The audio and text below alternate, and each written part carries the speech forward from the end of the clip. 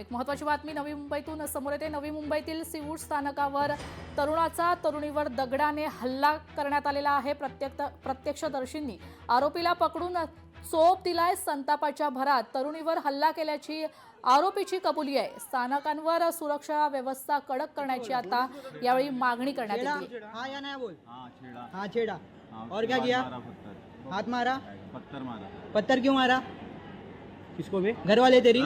हाँ पत्थर मारा। रुक 2 मिनट रुक।